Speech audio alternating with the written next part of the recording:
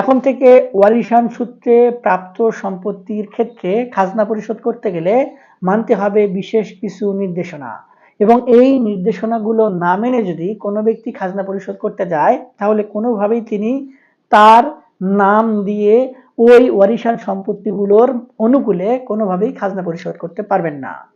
আজকের ভিডিওটিতে আমি এই খাজনা পরিশোধের যে নিয়ম, এই নিয়মগুলো কিভাবে মানবেন এবং কোন পদ্ধতিতে মেনে খাজনা পরিশোধ করলে পরবর্তীতে মালিকানা সংক্রান্ত কোনো সমস্যা হবে না, এই সকল বিষয় নিয়ে বিস্তারিতভাবে আলোচনা করার চেষ্টা করব।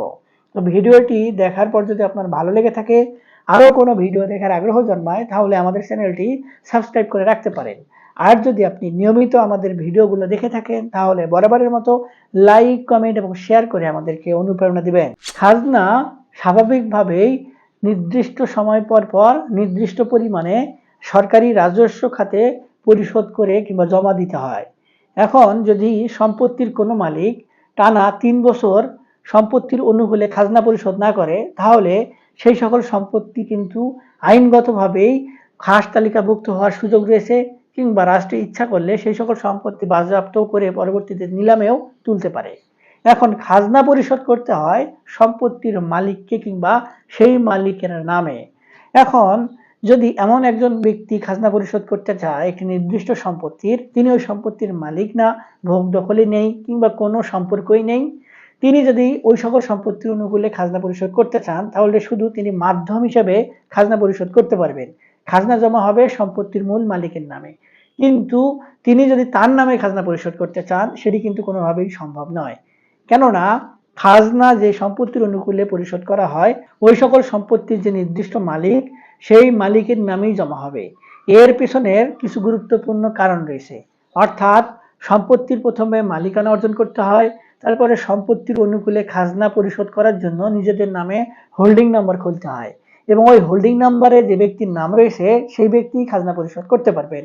অন্য কোনো ব্যক্তি সরাসরি ওই সকল সম্পত্তির অনুকূলে খাজনা পরিশোধ করতে পারবেন না। এখন ওয়ারিশান সম্পত্তিগুলোর ক্ষেত্রে আমরা ম্যাক্সিমাম সময়ই কিছু নিয়মকে বাইপাস করে স্বাভাবিকভাবে জাঙ্ক করে কিন্তু সম্পূর্ণ মালিকানা অর্জন করার চেষ্টা করি।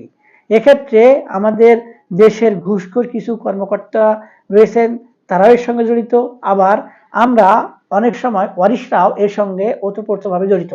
ধরুন কোনো একটি সম্পত্তির অনুকূলে ভাগ বন্টন ঠিক মতো হচ্ছে না, কিংবা পছন্দ মতো সম্পত্তি আমি নিতে পারছি না, আমি আমার ইচ্ছা মতো সম্পত্তিগুলো ভোগ দখল করছি, পরবর্তীতে আমার নামে খতিয়ান সংশোধন করছি টাকার বিনিময়ে ঘুষ দিয়ে, তারপরে আমার নামে হোল্ডিং নাম্বার খুলছি, এবং হোল্ডিং নাম্বার খোলার পরে আমি খাজনা পরিশোধ করে আমি সম্পত্তির মালিক বনে গেছি।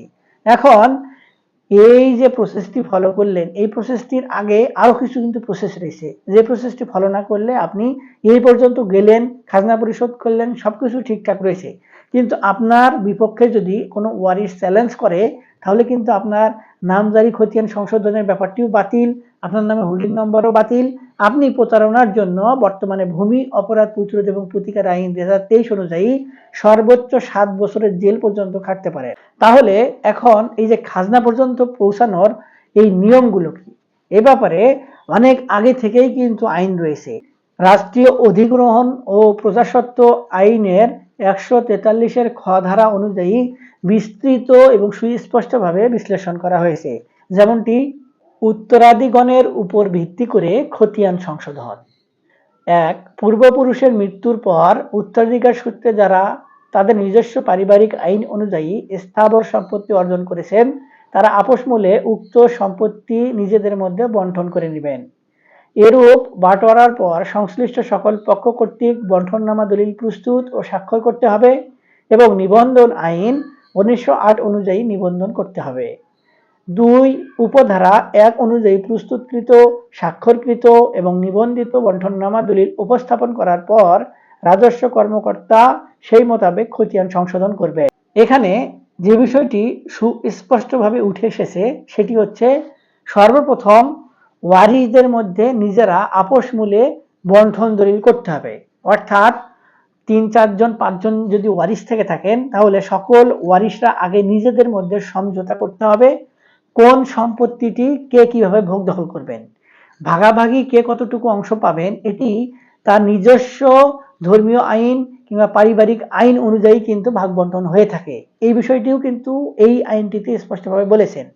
তারপরে আপনারা যখন বাটোয়ারা দলিল প্রস্তুত করলেন, সেই বাটোয়ারা দলিলে সকল পক্ষদ্বয়ের অর্থাৎ সকল ওয়ারিশদের স্বাক্ষর থাকতে হবে এবং সেই স্বাক্ষর অনুযায়ী পরবর্তীতে এই দলিলটি নিয়ে গিয়ে রেজিস্ট্রেশন অ্যাক্ট অনুযায়ী রেজিস্ট্রেশন সম্পন্ন করতে হবে। তারপরে রেজিস্ট্রিকৃত দলিল নিয়ে যখন আপনারা ভূমি অফিসে যাবেন, ভূমি অফিস থেকে তারপরে সেই দলিলটির অনুসরণ করে আপনাদের পূর্বপুরুষের নাম যে খতিয়ানে রয়েছে তাদের নাম কেটে আপনাদের নাম সেখানে অন্তর্ভুক্ত করে দেওয়া হবে। এটি শুধুমাত্র এই যে নাম খতিয়ান পর্যন্ত নিয়ে যাওয়ার প্রসেস। এখন বর্তমানে খতিয়ান যেভাবে তৈরি করা হচ্ছে সেগুলো সম্পূর্ণটাই অনলাইন বেসিসে, অর্থাৎ এই খতিয়ান সংশোধন হওয়ার যে মাধ্যম সেটি হচ্ছে কিন্তু নামজারি। আমরা নামজারি কিংবা খারিজ হিসেবেই এই বিষয়টিকে সকলেই বেশিরভাগ সময়ই চিনে থাকি, কিন্তু এই কার্যগুলো সম্পন্ন করা হয় কিন্তু খতিয়ান সংশোধনের জন্য। খতিয়ান সংশোধনের আরো একটি পন্থা রয়েছে, সেটি হচ্ছে রেকর্ড, অর্থাৎ ভূমি জরিপ যখন চলে তখনও কিন্তু এই রেকর্ড খতিয়ান সংশোধন করার সুযোগ থাকে এবং এই নামজারি কিংবা খারিজের মাধ্যমেও কিন্তু এই রেকর্ড খতিয়ান সংশোধন করা হয়। এখন বর্তমানে এই রেকর্ড খতিয়ান যেভাবে অনলাইনে সংশোধন করার জন্য আবেদন করা হচ্ছে, ঠিক সেম ওয়েতে পরবর্তী যে স্টেপ, আগে আবেদনের মাধ্যমে হোল্ডিং নাম্বার খুলে নেওয়া হতো, এখন অটোমেটেড যখন আপনি নামজারির আবেদনের জন্য একটি ডিসিআর রসিদে কিছু ফি জমা দিবেন তখন একটি সিরিয়াল নাম্বার পড়বে। সেই সিরিয়াল নাম্বারটি হবে আপনার খতিয়ান নাম্বার এবং এই সিরিয়াল নাম্বার কিংবা খতিয়ান নাম্বারটি আপনার হয়ে যাবে হোল্ডিং নাম্বার। অর্থাৎ অটোমেটিক্যালি এখন কিন্তু অটোমেশনের মাধ্যমে একসঙ্গে খতিয়ান সংশোধনের পরে খতিয়ান নাম্বার এবং হোল্ডিং সহ আপনার হাতে চলে আসছে এবং এই হোল্ডিং নম্বর যখন আপনার নামে খোলা হবে তখনই আপনি অটোমেটিক্যালি সেই সকল সম্পত্তির অনুকূলে কতটুকু খাজনা পরিশোধ করতে হবে এই সিস্টেমটিও আপনার অনলাইনে আপনি দেখতে পারবেন।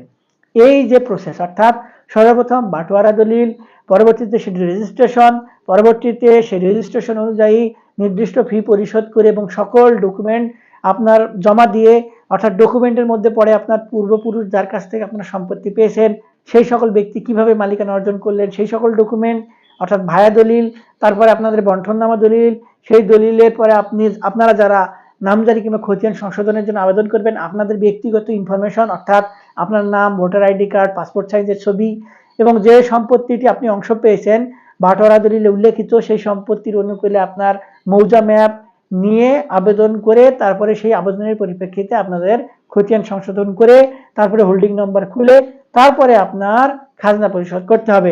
এর আগে যদি আপনারা কোনোভাবে কোনো একটি প্রসেসকে বাইপাস করে খাজনা পরিশোধ করতে চান, অর্থাৎ আপনার রেকর্ড খতিয়ান সংশোধন হয় নাই, জমি ভাগাভাগি হয় নাই, আপনি আপনার নামে খাজনা পরিশোধ করে এসে মহানন্দে আছেন, দেখুন আপনার নামে খাজনা পরিশোধ কিন্তু কখনোই হবে না। আপনার পূর্বপুরুষ যার নামে এখনো খতিয়ান সংশোধন করেন নাই তার নামেই জমা হবে, আপনি শুধু মাধ্যম হিসেবে অবহিত হবেন। এখন তারপরে ধরুন যে আপনি রেকর্ড খতিয়ান সংশোধন করেছেন, তারপরে হোল্ডিং নম্বর খুলে খাজনা পরিশোধ করেছেন, কিন্তু ব্যাপার হচ্ছে আপনার অন্যান্য ওয়ারিশরা যদি এসে দাবি করে যে এই সকল সম্পত্তির অনুকূলে বাটোয়ারাই হয় নাই, তিনি প্রতারণা করে তারপর সম্পত্তির অনুকূলে খাজনা পরিশোধ করেছেন, তাহলেও কিন্তু আপনার ওই সকল বিষয় জলে পড়ে যাবে, আপনার সকল কিছু বাতিল হয়ে যাবে। তারপরে ধরুন আপনি বাটোয়ারা দলিল তৈরি করেছেন, তারপরে সকল কার্য সম্পন্ন করে খাজনা পর্যন্ত পৌঁছায় গেছেন, তাহলেই কিন্তু আপনার আর কোনো ধরনের সমস্যা হবে না।